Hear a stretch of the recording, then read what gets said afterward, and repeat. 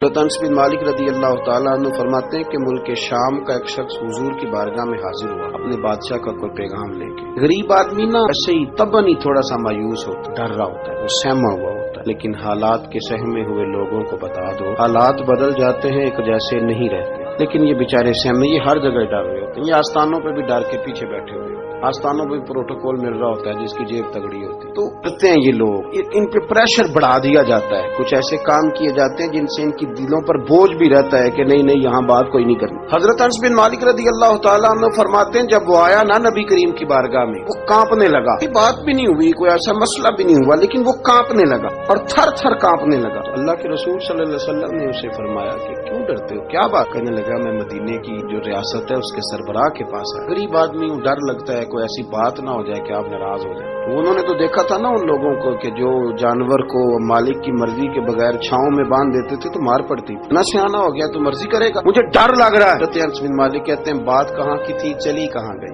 اس نے کیا کہا اور پھر جواب میں میرے محبوب نے کیا فرمایا۔ اب ذرا بات کا لیول دیکھیں اور حضور کی گفتگو کا سٹیٹس دیکھیں۔ یہ وہ لوگ، یہ وہ تربیت ہے جو لوگوں کے دلوں اور روحوں تک اترتی ہے۔ میرے نبی کریم صلی اللہ تعالی علیہ وسلم نے بات سنی تو حضور رو پڑے، اور اتنا روئے کہ گھٹنوں کے بل زمین پر بیٹھ گئے۔ اب انس بن مالک فرماتے ہیں حضور فرمانے لگے نہ بھائی تو کسی بادشاہ کے پاس نہیں آیا، ہاں تو کسی حکمران کے پاس نہیں آیا، تو اس بیٹے کے پاس آیا ہے جس کی ماں گوشت کے خشک ٹکڑے کھا کے بھی رات گزار لیا کرتی۔ میری ماں تو گوشت کے خشک ٹکڑے کھا کے رات گزار لیتی۔ انس بن مالک کہتے ہیں اس نے بات سنی تو وہ بھی رو پڑا اور میں نے سنی تو میں بھی رو پڑا۔ دوستو دیکھیں نا لوگوں نے کس طرح کا لیول بنایا ہوا ہے، ابھی تک وہ جو دولت کا رٹا ہے تھوڑا بہت ابھی تک چلتا ہے۔ ابھی تک نبی پاک صلی اللہ علیہ وسلم نے ہمیں کہا کہ یہ تمہارے اندر کے بوجھ ہیں، گناہ جو ہوتا ہے یہ کھٹکتا ہے سینے میں، بندے کو پریشان کرتا ہے، بندہ تکلیف میں ہوتا ہے کسی کو پتہ نہ چل۔ ہم لوگوں نے آہستہ آہستہ کر کے نا احساسات کی دنیا چھوڑ دی ہے، ہمارا مزاج نہیں۔ نبی کریم صلی اللہ تعالی علیہ وآلہ وسلم نے نا جب صحابہ کرام آئے تھے مکہ مکرمہ سے مدینہ طیبہ،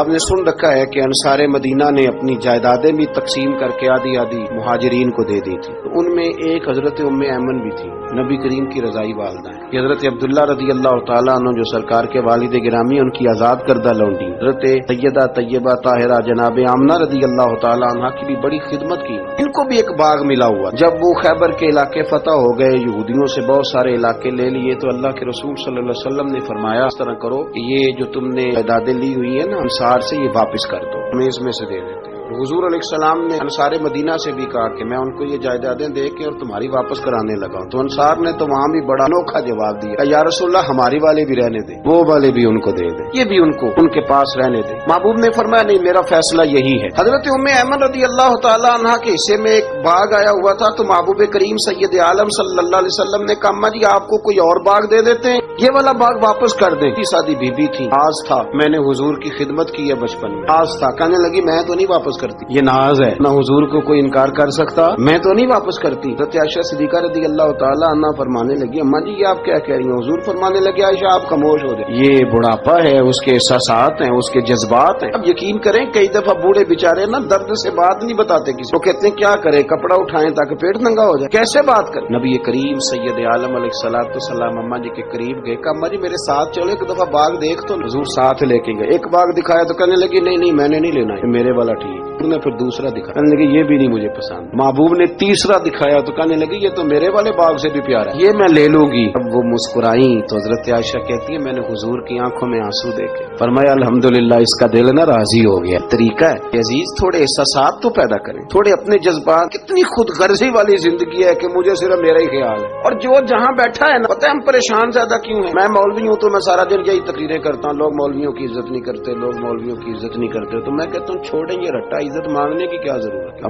اب منت مانگ کے عزت کرانی چھوڑیں، کوئی ضروری ہے؟ میں اس طرح کرتا ہوں کہ میں عزت کرنی شروع کر دیتا ہوں، میں کرتا ہوں نا 15-20 علماء کی عزت، ہم آپس میں شروع کر لیتے ہیں تو خود بخود باقی بھی مسئلہ ٹھیک ہو جائے۔ تے رسول کریم علیہ السلام خیال رکھتے، چھوٹے چھوٹے بچوں کے جذبات کا بھی خیال کرتے، بوڑھوں کے جذبات کا بھی خیال کرتے۔ اب یہ کریم صلی اللہ علیہ وسلم ہر شخص کے بارے میں ایسا نظریہ رکھتے کہ جس سے قوم کو سکون ہو، دلوں کے اندر اطمینان پیدا ہوتا۔ حضرت عائشہ صدیقہ رضی اللہ تعالیٰ عنہ فرماتے ہیں ایک دن گھر میں تشریف فرما फरमाते और तबीयत मुबारक में ना बड़ी देख रही थी कि बड़ा हशाश बशाश है सरकार का मिजाज, बड़ी खूबसूरती। आज गमे उम्मत में हुजूर उस तरह परेशान नहीं जैसे अक्सर होते हैं। आप फरमाती हैं बातें चल रही थी तो बैठे बैठे हुजूर फरमाने लगे कि आयशा मैं तुम्हें बताऊं तुम मुझसे राजी कब होती हो और नाराज कब होती हो? कहते मैंने अर्ज की या रसूलल्लाह मैं और आपसे नाराज। फरमाया चल सुन तो ले, जरा सुन तो ले।